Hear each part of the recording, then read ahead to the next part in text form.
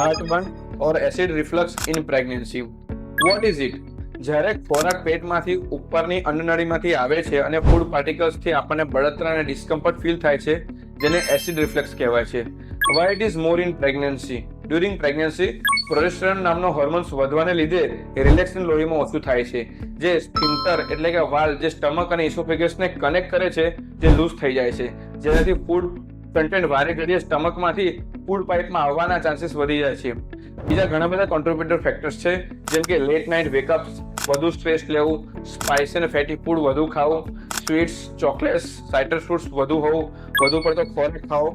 આપણે એને કેવી રીતે અવોઇડ કરી શકીએ છીએ? પહેલું છે કે લાઇફસ્ટાઇલ ચેન્જીસ કરવા પડે.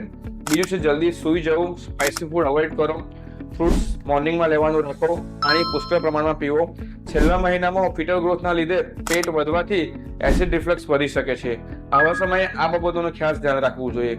રાતે સૂતી વખતે ડાબી પડખું કરી સ્લીપિંગ પ્રેગ્નન્સી પિલો લઈને સૂવું, જેથી બોડીનો અપર પાર્ટ અપર સાઈડ રહે, જેથી એસિડ રિફ્લક્સ આપણે ઓછો કરી શકાય છે. આ સિવાય એન્ટાસિડ ગાયનેકોલોજિસ્ટની સલાહ મુજબ સ્ટાર્ટ કરી દેવી જોઈએ. Thank you.